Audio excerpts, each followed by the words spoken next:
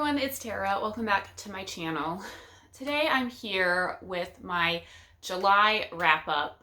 I ended up reading 9 books, which is not like that bad, all things considered. It's less than what I had read the previous 2 or 3 months, but it's still pretty good for me. So to start off, I read Gingerbread Cookie Murder and Devil's Food Cake Murder, both by Joanne Fluke. Gingerbread Cookie Murder is a short novella, and then Devil's Food Cake Murder was the next book in the series. I gave Gingerbread Cookie Murder 4 stars and Devil's Food Cake Murder 4.5 stars. Guys, it's the same stuff that I've said every time I wrap up one of these books. I really enjoyed them. They're quick, easy reads that just, I can get through them quickly. I will say Devil's Food Cake Murder ends on, a cliffhanger, not, involving the murder, but involving Hannah's personal life, and that made me want to, read them right away, read the next book right away. I'm still enjoying the series. The books do follow the same basic plot line, plot structure, which I guess some people, because there are so many books in the series, can find a little bit monotonous, but I'm still really enjoying them. The next book I read was The Appeal by John Grisham. I listened to this on audio and I gave it 3.75 stars. It was not my favorite of John Grisham's books. While I was listening, I found myself getting distracted or not paying attention. And that's partly on me because normally, if I'm listening while I'm doing something that's a little bit more involved, I would pause. But in this case, I just kept listening. And so I got distracted and wasn't always 100% sure as to what was going on. But it struggled to capture my attention at times as well. I did like how this book was broken up. It was broken up into different parts, but instead of being part 1, part 2, part 3, part 4, it was broken up by the appeal, the confession, the verdict, all of these things. So you that was nice. I love how that was broken up. This book follows the trial and aftermath of a chemical waste trial. Basically, a company is accused of dumping chemical waste into a water plant, and a bunch of people in this town are getting sick and even dying. And so you kind of follow the court case and the appeal of that whole trial. So it was interesting, just not my favorite of John Grisham's books. The next book I read was Marigolds and Murder by London Lovett. I gave this 4 stars. This came recommended by Rainey. Great recommendation. Rainey always gives me really solid recommendations, so thank you for that, Rainey. I really love the protagonist, the main character, Lacey Pinkerton. I love the twist of how she helps solve these cases. She has an amazing sense of smell, which I thought was an interesting little twist. And the just the setting in Port Danby sounds just like a place that I want to visit. So really cute. I am excited to read the next books in the series. I need to get them. My library does not have them, so I will have to purchase them, but really excited to have this new Cozy Mystery series to read. And if all of the books are this short, I'll be able to fly through the series really quickly. Book 5 that I read was Killer Chardonnay by Kate Lansing. This was one that I was really excited to read because it's set in a winery in Colorado, and we all know that I really love my wine.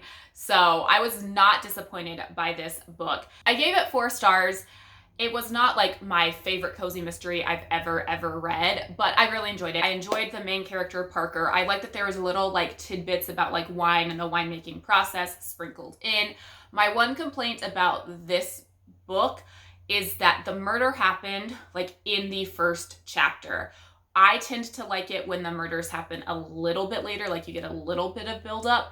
However, I will say that in this particular case, I feel like the murder had to happen that quickly just because of who got killed and what was going on to make that to set the scene for the murder. So it's not my favorite plot device, I guess, as far as cozy mysteries go, but it worked in this particular case. The next book I read was Out of the Easy by Ruta Sepetys. I gave this 5 stars. I am so glad that I picked up Ruta Sepetys. I think I've given all of her books so far 5 stars, and I read them really, really quickly. I only have one more book of hers left to read. I loved everything about this book. It's set in 1950s in New Orleans, in like the French Quarter of New Orleans. It follows Josie, who is I believe she's 17. She's either 17 or 18-year-old girl who is the daughter of a prostitute, and she is kind of trying to like create her own path. She does not want to follow the same path that her mother like had, and she's just trying to give herself a better life. And I loved Josie as a character. She is an amazing, amazing character. This was a little bit different in that the other books I've read by Ruta Sepetys have multiple perspectives.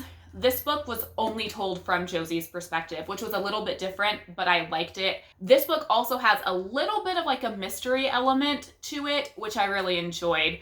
There is a murder that happens, and while the book is not surrounding like solving that murder, it is a somewhat important plot point that you see the outcome of.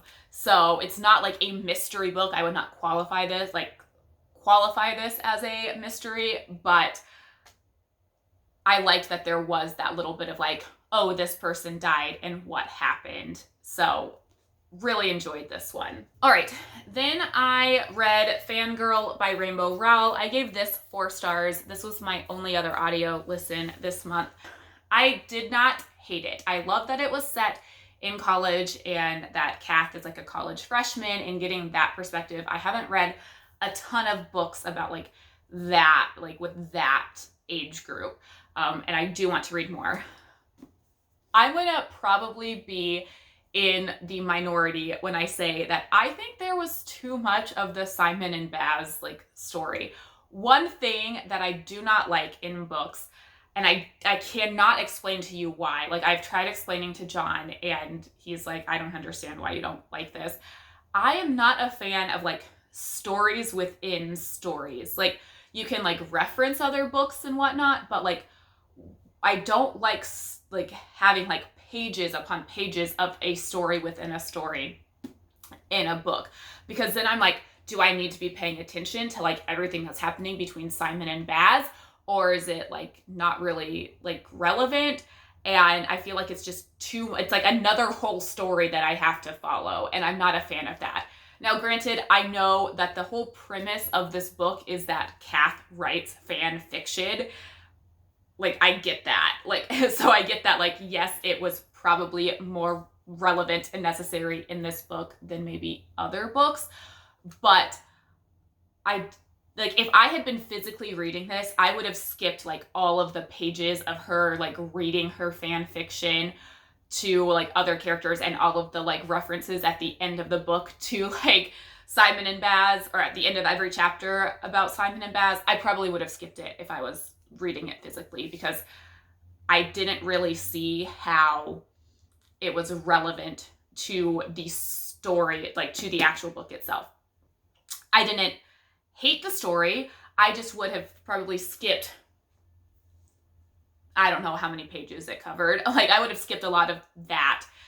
So I will probably not end up reading like Carry On and Wayward Son. I'm not really interested in the Simon and Baz aspect of it. I didn't hate it. I gave it 4 stars. I enjoyed the like main story for what it was. I'm just not at all really interested in Simon and Baz and all of that jazz. So there's that.